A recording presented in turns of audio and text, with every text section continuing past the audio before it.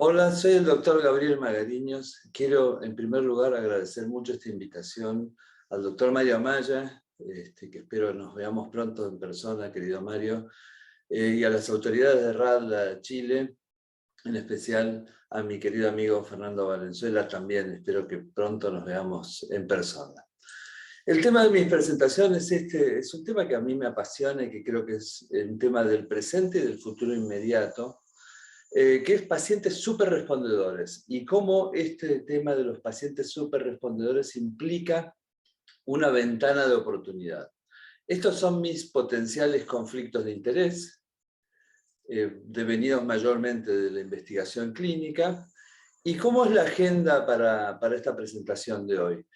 Vamos a ver un poco cómo definimos a los superrespondedores, cuáles son las causas de la superrespuesta, cómo identificar a los pacientes y por qué todo esto implica una ventana de oportunidad frente a estos pacientes. Entonces vamos a empezar por definirlo.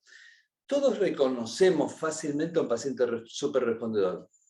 Este es un paciente superrespondedor. Vemos un paciente severo que de pronto le instauramos una terapéutica y clarifica y sostiene en el tiempo esa clarificación. Todos sabemos, casi hasta intuitivamente, de qué estamos hablando cuando hablamos de un paciente superrespondedor. Ahora, para tratar de definirlo un poco más precisamente, el término superrespondedor define un subconjunto de pacientes con psoriasis de moderada a grave que presentan una tasa de respuesta rápida y más alta a los tratamientos biológicos en comparación a la población general. Dicha cualidad suele medirse con respuestas PASI 90, PASI 100, PGA 0,1 o PASI absoluto menor de 3 o aún más frecuentemente menor de 1. Dichas respuestas, cuando hay áreas de difícil manejo, también implican muchas veces ese área de difícil manejo. Y usualmente los superrespondedores sostienen la eficacia en el tiempo y en la intermitencia. Esas son peculiaridades que no están totalmente definidas, que hace falta definir en trabajos posteriores, pero que uno observa en el día a día cuando ve a los pacientes superrespondedores.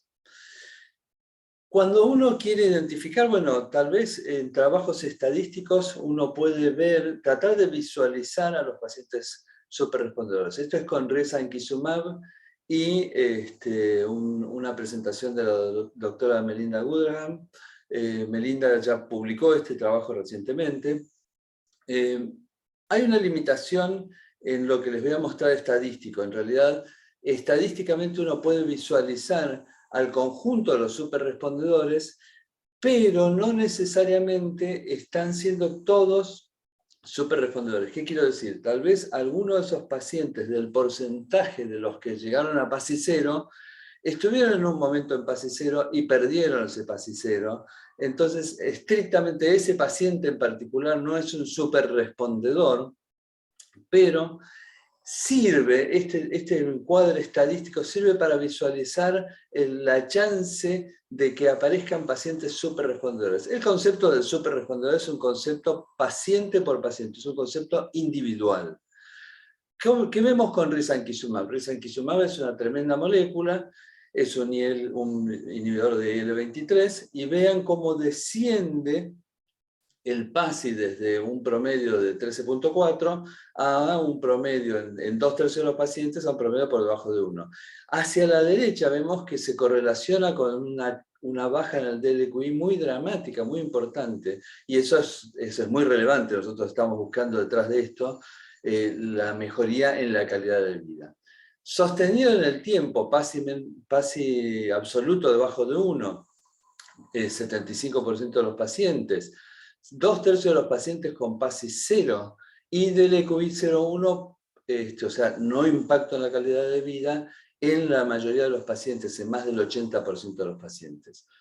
Con Guselkumab, también otro inhibidor de IL-23, tenemos también un enfoque similar, pero este trabajo del doctor Puch y colaboradores es especialmente interesante porque separa la población de los pacientes que mantuvieron 150 semanas, 154 semanas, o 156 semanas eran, con un PASI 0 versus los que nunca llegaron a PASI 0 y compara esos dos grupos. Es muy interesante esto, vamos a hacer un pequeño análisis posterior aprovechando ese trabajo. ¿Qué sucede en el tiempo con Guselkumab? Nuevamente, casi 70% de los pacientes con un PASI menor de 1, PASI 0 en más de la mitad de los pacientes. ¿Qué sucede con Secukinumab? Otro antiinterleuquina 17 en este caso. A los 3 años en el registro PURE vemos un PASI absoluto en promedio de 1.6 en el conjunto de los pacientes. Ixekizumab, bloqueo de IL-17 nuevamente. 70% de los pacientes a la semana 12 con un PASI absoluto menor de 1 o menos de 1. ¿Qué causas vemos para la superrespuesta? Es muy interesante analizar un poco de qué se trata esto. Y vemos que muchos de los pacientes superrespondedores están siendo superrespondedores a una clase terapéutica que es el bloqueo de interleuquina 23. Y tenemos 3 implicancias de bloqueo de interleuquina 23. Uno, la más obvia, que es la presentación antigénica, o sea, bloquear esa diferenciación hacia TH17 en la presentación antigénica. 2, la IL-23 es necesaria para que se establezcan la población de células T residentes, y especialmente las residentes de memoria, en la placa de la psoriasis. Si está bloqueada, eso ocurre menos, e inclusive tienden a desaparecer esas células T residentes de memoria. Y además, la interleuquina 23 es necesaria para la producción continua de interleuquina 17 por las células TH17 y de interleuquina 22 por las células TH22. Entonces hay 3 mecanismos por los cuales interviene el bloqueo de IL-23 en la patogenia de la psoriasis. Y eso puede ser un eje central de la explicación de muchos de estos pacientes con superrespuestas a esta clase terapéutica. Ahora, habíamos visto esos 2 grupos que definió el doctor Pusch, los que estaban 156 semanas con clarificación completa versus los que nunca llegaron a clarificación completa, y las concentraciones plasmáticas eran superiores, de Guselkumab eran superiores en los pacientes que habían logrado la clarificación completa. También hay algunas características que se suelen repetir en los trabajos donde se identifican superrespondedores. Suelen ser pacientes más jóvenes, suelen ser pacientes de menor peso. De hecho, la obesidad va muy en contra de hallar pacientes superrespondedores en esos grupos. ¿Cómo identificar a estos pacientes? Ya hablamos de la concentración plasmática de Guselkumab, pero no es la excepción, sino que es la regla. En los casos en los que se ha estudiado las concentraciones plasmáticas, por ejemplo, donde hay más experiencia con adalimumab, y ahí tienen mucha experiencia los holandeses y los españoles respecto de esto, de concentraciones plasmáticas y respuestas terapéuticas, se ve mucho una proyección lineal entre la respuesta y la concentración plasmática. Y esto puede ser no solo diagnóstico, sino predictivo. Y este trabajo de Nina Wilkinson, que aquí en la RADA del año pasado, en la RADA 2021, mencionaba el doctor Jonathan Barker, muestra que cuando uno ve determinados niveles plasmáticos al mes, esto predice la respuesta y la evolución a los 6 meses. Entonces uno rápidamente puede identificar si ese paciente va a ser o no va a ser un superrespondedor. También se puede ver, no por concentración plasmática, sino por respuesta clínica. Y esto se hizo primero que nada con Ixekizumab y luego se repitió con otras moléculas. Este primer trabajo mostraba que si a la semana 4 había entre 40 y 50% de mejoría PASI, eso predecía que a la semana 12 hubiera una respuesta PASI 75. Y esto lo pudimos corroborar en la experiencia clínica. Esta paciente que inicia tratamiento con ICSE y a las 2 semanas ya tenía una respuesta PASI 75, hizo una respuesta PASI 100 sostenida en el tiempo. Entonces, la rápida mejoría clínica de los pacientes sirve como parámetro predictivo para ver qué es lo que va a suceder en el largo plazo, en el mediano y largo plazo. Y no les había mostrado esto, pero también, de nuevo, Ixekizumab tiende a mantener la respuesta en el tiempo en los pacientes, especialmente en los pacientes superrespondedores. Eso siempre nos llamó la atención y es algo que vamos trabajando cada vez más. Después, estamos trabajando sobre genética y HLA-0602, C0602. Veamos cómo a veces el factor predictivo es por la negatividad. Aquí está la similaridad en respuesta a la derecha entre los pacientes que son positivos, similar respuesta a la adalimumab y al ustekinumab. En cambio, cuando son negativos al HLA-0602, hay una caída de los respondedores al ustekinumab. Ahora, más interesante respecto de ustekinumab es ver otras coexistencias, otras correlaciones de HLA.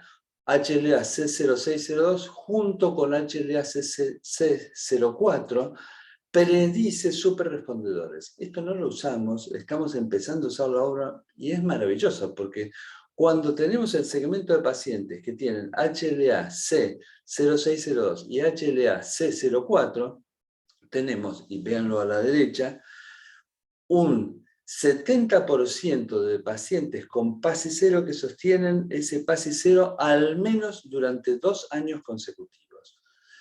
Veamos la historia del primer paciente que les mostré.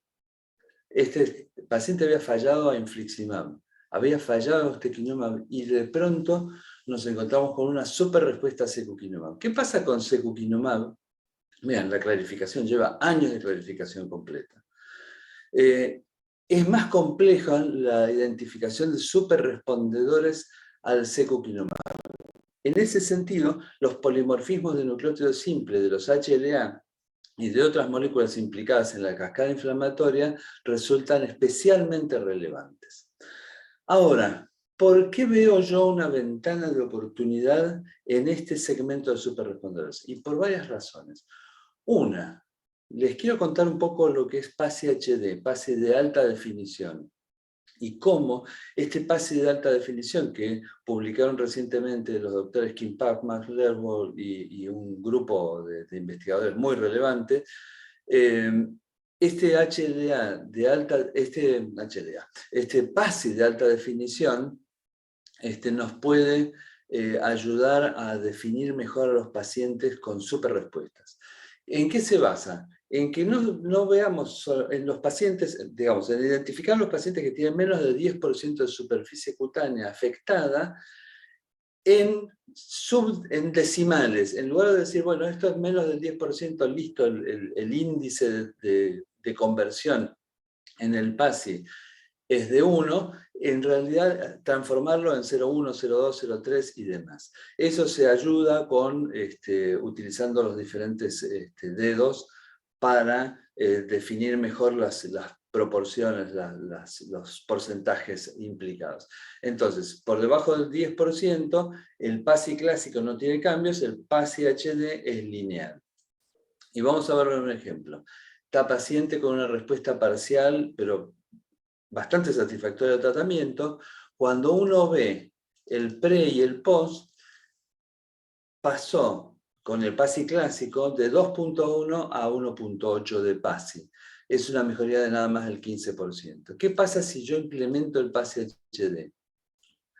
Al poner 0,9 y 0,3 como superficies afectadas, pasó de 1.99 a 0.54. Está mostrando una mejoría del 73%, que refleja mucho más claramente lo que está sucediendo con el paciente.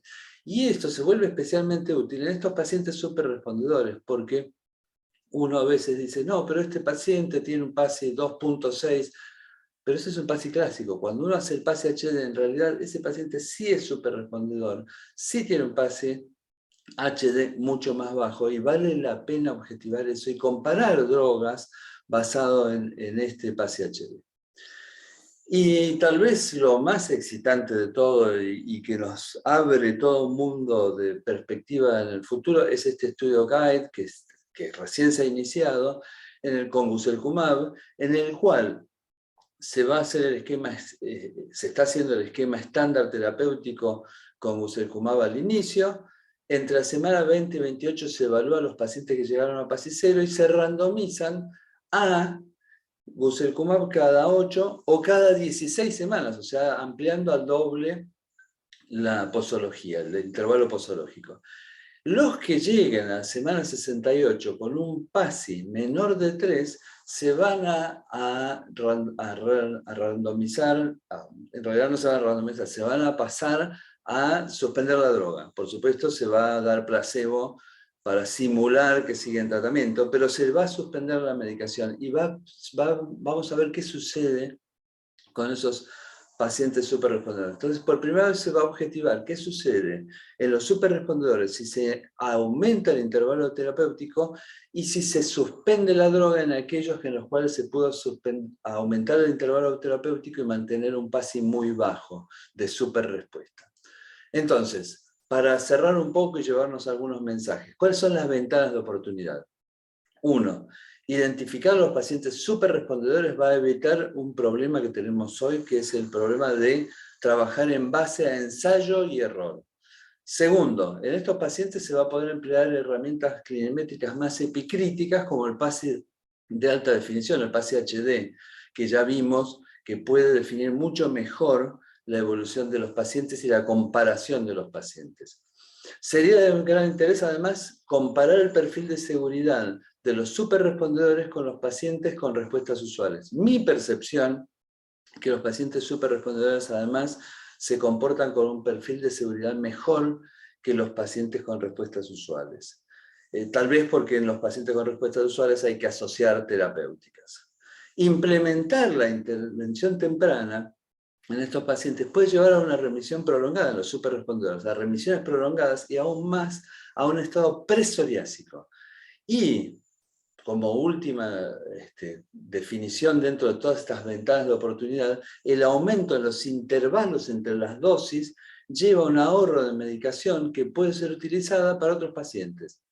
Y eso es farmacoeconomía pura, otro de los costados de ventanas de oportunidad de los superrespondedores.